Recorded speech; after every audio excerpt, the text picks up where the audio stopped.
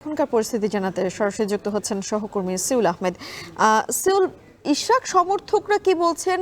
আর আরেকটু জানতে চাই, একে তো বৃষ্টির দিন, বৃষ্টি পড়েছিল সকালবেলা মুষলধারে, সাধারণ মানুষের আসলে ভোগান্তি বেড়েছে কিনা, তারা যে এই যে পুরো রাস্তাটি ব্লক করে রেখেছে, সেই জায়গা থেকে সাধারণ মানুষ যারা রয়েছেন তারা কি বলছেন?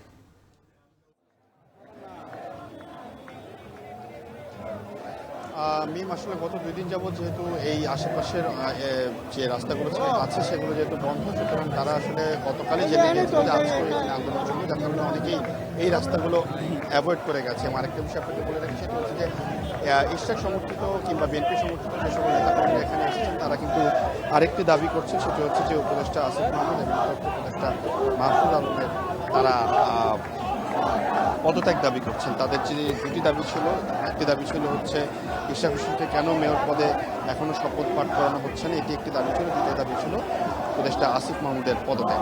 যেহেতু গতকাল ইশরাক হোসেন এখানে এসেছিলেন এবং তিনি নিজে একতা প্রকাশ করেছেন, উনি কালকে এখানে থেকেছেন, অনেকক্ষণ গণমাধ্যমের সাথে কথা বলেছেন, সুতরাং তারা কিন্তু বলছেন যে আসলে তাদের প্রথম যে দাবিটি সেটি পূরণ হয়েছে, তবে অনতিবিলম্বে শপথ পাঠ করাতে হবে এবং একই সাথে দুই উপদেষ্টা তথ্য উপদেষ্টা এবং স্থানীয় সরকার উপদেষ্টা এই দুজনের পদত্যাগ তারা দাবি করছেন, হয়তো তারা আসলে এই পদ ছাড়বেন না।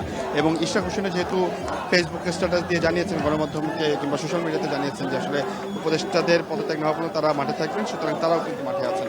আপনি নিশ্চয়ই দেখতে পাচ্ছেন যে ঠিক এই মুহূর্তে যেই ট্রাকটি ছিল, একটি ট্রাক ছিল যেটা আমরা নগর ভবনের সামনে দেখেছিলাম, সেই ট্রাকটি গতকাল মৎস্য ভবনের সামনে ছিল। আজকে দেখলাম যে ট্রাকটি যমুনার অভিমুখে যে রাস্তা আছে কাকরাইলের মোড়ে, এই মোড়ে কিন্তু নিয়ে আসা হয়েছে এবং এখানে যারা উচ্ছ্বসিত সমর্থিত যারা নেতাকর্মী রয়েছেন তারা কিন্তু স্লোগানে পুরো জায়গাটা মুখরিত করে রেখেছেন। তারা গত 8 দিন যাবৎ এই আন্দোলনের সাথে আছেন এবং গতকাল আমরা দেখেছি নগর ভবন ছেড়ে তারা মৎস্য ভবনে এসে অবস্থান নিয়েছেন। মৎস্য ভবন, কাকরাইল, হেয়ার রোড শো এই জায়গাগুলোতে তারা অবস্থান নিয়েছেন এবং গতকাল আমরা যেটা দেখলাম যে গতকাল তারা অন্যান্য দিন এই আন্দোলনটি আসলে সন্ধ্যার পরে কিংবা বিকালের দিকে একটি কর্মসূচি ঘোষণার পরে সেটি আসলে শেষ হয়ে যেত। তবে গতকাল আমরা দেখলাম যে তারা সারা রাত থাকবে বলে একটি জানিয়েছিলেন আমাদেরকে। পরে সন্ধ্যার পর যখন ইশরাক হোসেন নিজে এখানে আসেন তখন কিন্তু প্রায় সারা রাত তারা এখানে থেকেছেন। আজকে সকালে আপনি যেটি বলছিলেন যে মুষলধারে বৃষ্টি পড়েছে, বৃষ্টির মাঝেও নেতাকর্মীরা কিছুক্ষণের জন্য একটু বিশ্রাম নিয়ে আবারও কিন্তু এই জায়গায় এখনো পর্যন্ত তারা ত্যাগ করেনি। এবং বৃষ্টির মাঝে আমরা দেখেছি যখন তারা আন্দোলন করেছে, তারা মিছিল করেছেন এবং যখন এই খবর আসলো যে হাইকোর্ট থেকে রিটটি খারিজ করে দেওয়া হয়েছে, তখন কিন্তু তারা আনন্দ মিছিল করেছে, স্লোগান দিয়েছেন এবং তারা বলছেন যে আসলে অন্তর্বর্তীকালীন সরকারের যে দুজন উপদেষ্টা তারা এই দুজনের পদত্যাগ দাবি করছেন।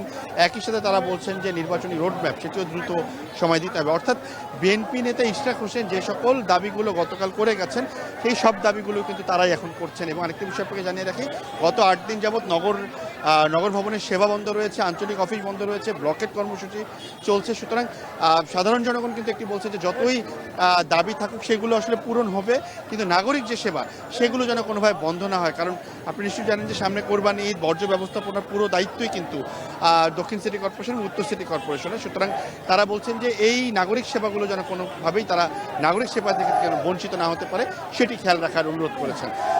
মিম, এই ছিল আমার কাছে কাকরাইল থেকে সর্বশেষ তথ্য। কাকরাইল থেকে সরাসরি যুক্ত হয়েছিলেন সহকর্মী সিউল আহমেদ। বিএনপির ভারপ্রাপ্ত চেয়ারম্যান তারেক রহমানের দেশে ফেরাকে কেউ কেউ অনিরাপদ করে তুলতে চায় অভিযোগ করে নিরাপত্তা উপদেষ্টার পদত্যাগ দাবি করেছেন দলের সিনিয়র যুগ্ম মহাসচিব রুহুল কবির রিজভী। নয়াপল্টনের দলীয় কার্যালয়ে ব্রিফিংয়ে তিনি আরও বলেন, মানবিক করিডোর দেশকে অস্থিতিশীল করার ষড়যন্ত্রের অংশ। ইশরাক হোসেনের বিষয়ে আদালতের আদেশ জনগণের প্রত্যাশার প্রতিফলন ঘটছে বলেও